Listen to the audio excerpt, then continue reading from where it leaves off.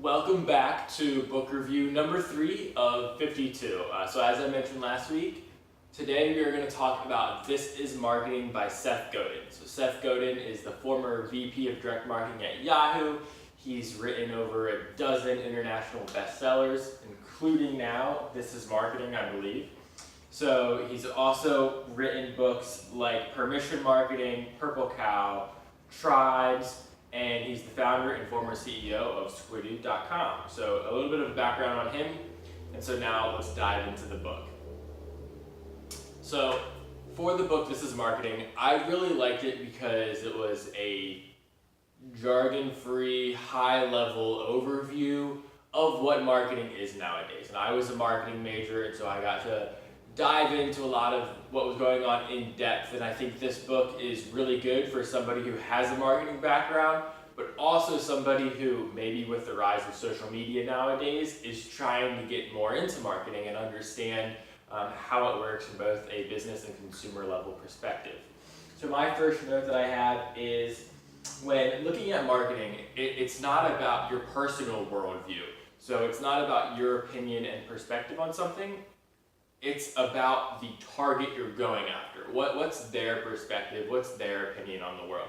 And this is something that it's really obvious in marketing to how can I attract these people is what can I do to incentivize them? Not what I think would be incentivizing, but what they would think. And really being able to put yourself into the mind of someone else. In theory, it's easy to understand, but actually tactically, it's hard to execute unless you are doing the research and strategy to figure out how it's possible. So my next note is something that's really good if maybe you're an entrepreneur and you're looking to start a business. You don't make a product and then find people to buy it through marketing.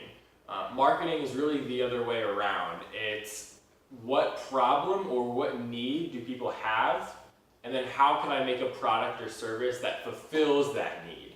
And so I think this is something that a lot of entrepreneurs end up getting wrong, is they have an idea of something that they want to create or they think would be cool, and then like, okay, how can I scale this and get other people to buy it? It's creating a product plan before the marketing plan, and I think you really have to understand on a large scale, is this a large need or is there a large enough desire for this service? So that kind of dives into the next note that I have is he dives into marketing 50, 60 years ago versus today. If you look back at radio and TV, it's marketing to the masses. And a TV ad, even nowadays Super Bowl ads, where millions of people are going to see it, it's how can they get the most amount of people to positively view something. And so P&G was the biggest TV ad buyer when it first came out.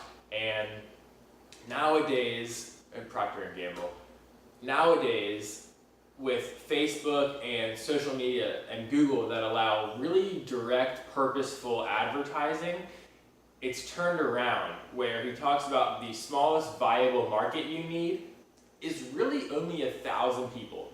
If you can get 1,000 people to be like ultra fans, if, for example, if you're a musician, they're going to every concert, buying all of your merchandise, getting all your albums, you only need 1,000 to make a living. You might not become ultra famous and wealthy, but that amount of following is your smallest viable market to where your product, company, or service can make a living for you. And he talks about how that's different because now with Facebook, you can target a 20 to 23-year-old boy who lives in, I guess that would be a man, who lives in Manhattan and also likes video games.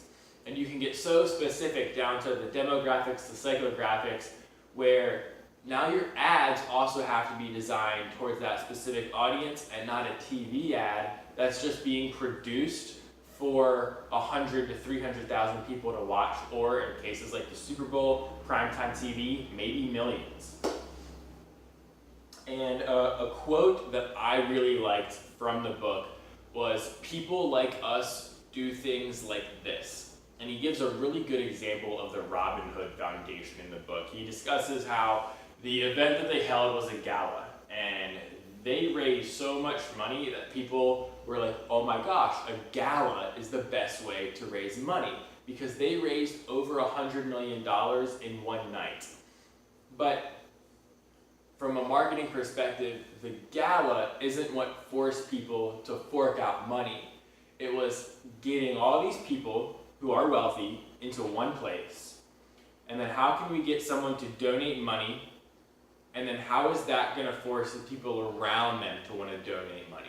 It's almost this tribal and community mentality of where you get people together, people like us, and then someone donates a lot of money, do things like this, then you are forcing, and it's almost this pressure of people like me do things like this, so I need to do it. And that's almost a marketing perspective of, if you can make it appealing to somebody and it makes it appealing to the people around them, then you're drawing others in.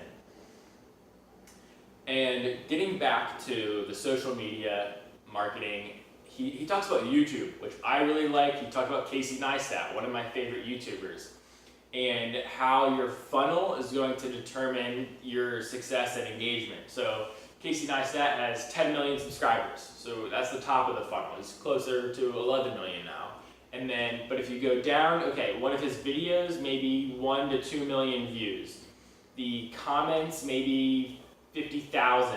And then the people who are further sharing it might be even less. Same thing if you go to a Twitch streamer. If you look at people like Ninja, how many people overall follow him, how many people attend his streams, how many people comment, and then how many people actually donate. And so that you can break it down layer by layer to where the bottom of the funnel, people who are commenting, engaging, and donating, are what is truly making a difference for Ninja. And he also talks about the long tail of marketing, and a good example that he gave is Spotify. And he used Amazon too, but for Spotify, 50% of all of the volume played on Spotify are songs not even in the top 5,000. And that's not like titles, it's just the overall volume listened to on Spotify isn't in the top 5,000. And if you use the example of shirts on Amazon, where you're gonna have a shirt maybe that says Easter, April, whatever, it's my birthday. How many people are actually going to have a birthday that might fall on Easter and then have somebody maybe buy that shirt for them? It's such a specific niche, but if you can create a shirt for every day out there and have it say that it's your birthday, then you're gonna have people for all 365 days who might actually get a shirt. And so you're not gonna have a large volume at one day, but the volume overall. Hey Google, turn off. That's my 8 o'clock alarm for work. So that pretty much ends it for This Is Marketing. I am gonna give this book a 8.5 out of 10 because I think it gives a really good high-level overview. It gives a really good perspective on what marketing is like today. It's a really good way to think about it. It gives you new perspectives and maybe more time to sit down and think about how marketing has changed over the past 50 years. The only thing I would say that it lacks is the tactical things on what to do. It gives you ways to sit down and think about what you should do, but not actually tangible steps. But I think that was very purposeful for this book. I think he sat down and specifically wrote this as more of an industry overview than actual steps to take. So I'm going to give it an 8.5 out of 10. I think it's a really good read, especially if you're in the marketing industry or you're an entrepreneur who wants to get into it. So thanks guys, and for the next book review is going to be Can't Hurt Me by David Goggins.